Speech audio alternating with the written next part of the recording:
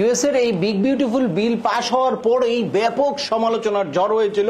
সামনে একটা এত বড় ইন্টারন্যাশনাল ইভেন্ট আছে, অর্থাৎ ফিফা ওয়ার্ল্ড কাপ 2026, এছাড়া সামার অলিম্পিক 2028, এরকম বড় বড় ইভেন্ট অর্গানাইজ করে তারপর যদি ভিসা ফি এতটা বাড়িয়ে আনে তাহলে পর্যটকদের জন্য এটা অনেক বড় বোঝা হয়ে যাবে এবং পর্যটক আসার ক্ষেত্রে অনেকটাই গতি স্লো হয়ে যাবে। এ কারণে কিন্তু হিউজ সমালোচনা হয়েছিল। আমার মনে হচ্ছে যে এই সমালোচনাকে কেন্দ্র করেই এই ইন্টিগ্রিটি ফিটা আপাতত স্থগিত করা হয়েছে। ফেসবুক খুললেই শুধু পোস্ট দেখছি যে ইউএস এর ভিসা ফি বেড়ে যাচ্ছে, আর সময় নাই, এখনই আবেদন করেন, এরপর থেকে আর কখনোই আবেদন করা যাবে না, হিউজ ভিসা ফি বেড়ে যাবে।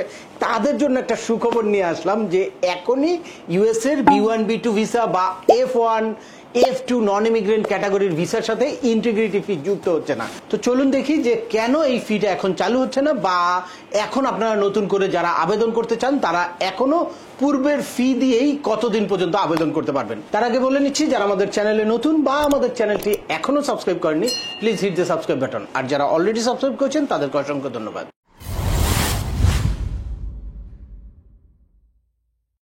Welcome back. আপনাদের সাথে আছে আমি সিএম আমিনুল বাহার। আমাদের এই চ্যানেলে ইউএসএ ভিজিট, পড়াশোনা, ওয়ার্ক পারমিট এবং মাইগ্রেশন সংক্রান্ত হিউজ ইনফরমেটিভ ভিডিও আছে। আপনারা যারা যে টপিকস ইন্টারেস্টেড দয়া করে ওই রিলেটেড সকল ভিডিওগুলো দেখবেন। আর আপনাদেরকে একটা এক্সাইটিং নিউজ দিব, সেটা হচ্ছে আপনারা যারা B1 B2 ভিসা নিয়ে সরাসরি আমার সাথে ডিসকাস করতে চান তাদের জন্য সিলেটে 4 অক্টোবর একটা লাইভ সেশনের আয়োজন করেছে এবি কনসালটেন্সি, যেখানে সরাসরি আমি উপস্থিত থেকে একদম B1 B2 ভিসার আবেদনের প্রস্তুতি, এলিজিবিলিটি যাচাই এবং প্রপার DS 160 ফিল আউটের গাইডলাইন, ইন্টারভিউর কৌশলগুলো নিয়ে ডিটেলস আলোচনা করব। আপনারা যারা ওই লাইভ সেশনে অংশগ্রহণ করতে চান এখনই আপনাদের রেজিস্ট্রেশনটা কমপ্লিট করেন।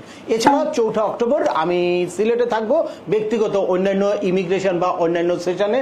আপনারা যদি সরাসরি ব্যক্তিগত পরামর্শ নিতে চান তাহলে আপনারা অ্যাপয়েন্টমেন্ট বুক করতে পারেন এখনই। এনিওয়ে, চলে আসি আজকের মূল আলোচনায়।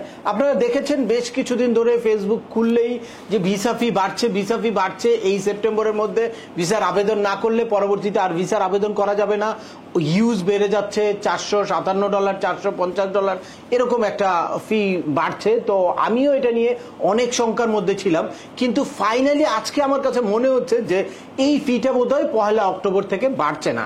এর আগে জুলাইতে যখন ট্রাম্পের বিগ বিউটিফুল বিলটা পাস হলো তখন হচ্ছে ইমিগ্রেশন ডিপার্টমেন্টকে বা হোমল্যান্ড সিকিউরিটিকে এক্সট্রা একটা ইন্টিগ্রিটি ফি অ্যাড করার সুযোগ দিয়েছে, কিন্তু কবে থেকে এটা কিন্তু একদম ফিক্সড হয় নাই। তবে ওখানে একটা সম্ভাব্য ছিল অক্টোবর থেকে এটা কার্যকর হতে যাচ্ছে। ইউএস এর এই বিগ বিউটিফুল বিল পাস হওয়ার পর এই ব্যাপক সমালোচনার ঝড় হয়েছিল।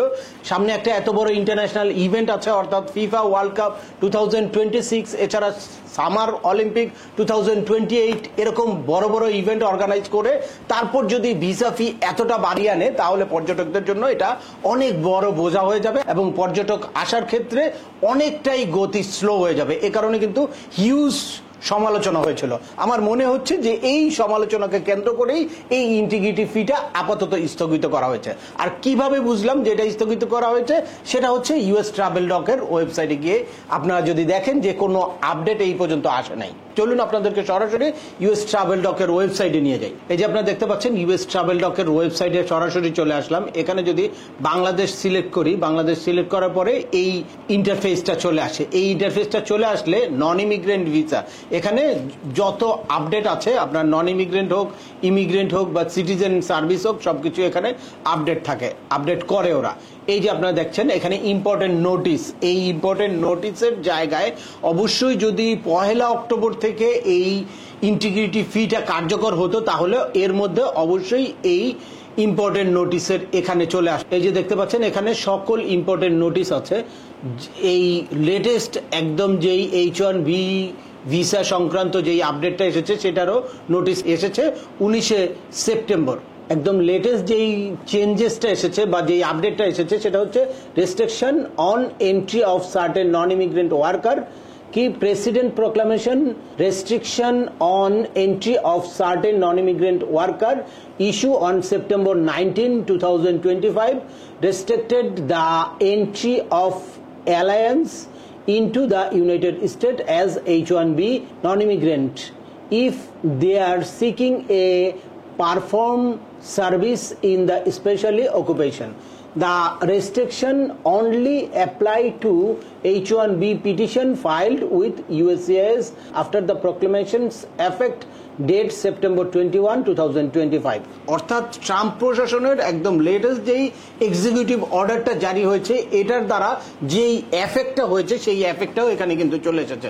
বাট ইন্টিগ্রিটি বা ওই বিগ বিউটিফুল পাস হয়েছে জুলাইতে, সেটা নিয়ে কিন্তু এখনো আসে নাই। দ্যাটস মিন এই ইন্টিগ্রিটি ফিটা এখনই ইউএস এমবাসি ঢাকা ইন্ট্রোডিউস করছে না। এটা আপনাদের জন্য খুবই সুখবর যারা আপনারা B1 B2 ভিসা বা F1 student visa, visit visa, medical ভিসার জন্য আবেদন করতে চাচ্ছেন। তো আপনারা যারা নতুন করে আবেদন করতে চাচ্ছেন তাদের হতাশ হওয়ার কোনো কারণ নাই। আপনারা এখনই প্রস্তুত হয়ে তারপর কিন্তু B1 B2 ভিসা বা স্টুডেন্ট ভিসার জন্য আপনারা কিন্তু আবেদন করতে পারেন। তবে অবশ্যই আবেদন করার আগে নিজেদের যথাযথ এলিজিবিলিটি যাচাই করবেন বা সঠিকভাবে DS-160 ফিল আউট করবেন এবং ইন্টারভিউর কৌশলগুলো প্রপারলি জেনে যাবেন। আপনাদেরকে এর আগেও আমি বলেছি যে ইউএস এর B1 B2 ভিসার DS-160টা একটা ইন্টারেক্টিভ ফর্ম, এইটা আপনার বেইজের মতো কাজ করবে। আপনি যখনই ফার্স্ট ভিসার জন্য আবেদন করবেন তখন আপনি কি কি ইনফরমেশন দিলেন এটা কিন্তু সারা জীবন থাকবে। সুতরাং যেখানে সেখানে যে কোনো নর্মাল দোকানে গিয়ে আপনারা শুধু একটা ফর্ম ফিল আপ করে DS-160 ফিল আউট করে আপনারা কিন্তু ইউএস এর মতো দেশের 5 ইয়ার্সের মাল্টিপল ভিসাটা আশা করতে পারেন না। আর এখনকার সময়ে অনেক যাচাই বাছাই হয়, সুতরাং অবশ্যই আপনারা কোনো এক্সপার্টের সাথে পরামর্শ করে তারপর DS-160 ফিল আউট করবেন, অথবা আমার এই সংক্রান্ত হিউজ ইনফরমেটিভ ভিডিও আছে, ওই ভিডিওগুলো দেখে নেবেন। তাছাড়া 4 অক্টোবর সিলেটে B1 B2 ভিসা সংক্রান্ত লাইভ সেশনে আমার সাথে সরাসরি অংশগ্রহণ করে সকল প্রশ্নের আনসার এবং খুঁটিনাটি কৌশলগুলো জেনে নেওয়ার সুযোগ তো থাকছেই। তো আজকের ভিডিওটি আর দীর্ঘায়িত করছি না। আশা করি এই ভিডিও থেকে ইউএস এর B1 B2 ভিসা বা F1 F2 নন ইমিগ্রেন্ট ক্যাটাগরির ভিসার ভিসা ফি সংক্রান্ত নতুন একটা আপডেট ইনফরমেশন পেয়ে গেলেন।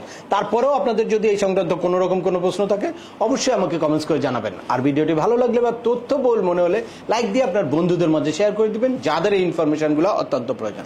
আবার দেখা হবে নতুন কোনো গুরুত্বপূর্ণ টপিকস নিয়ে। সে পর্যন্ত সবাই ভালো থাকবেন, সুস্থ থাকবেন এবং আমাদের চ্যানেলের সাথেই থাকবেন। আল্লাহ হাফেজ।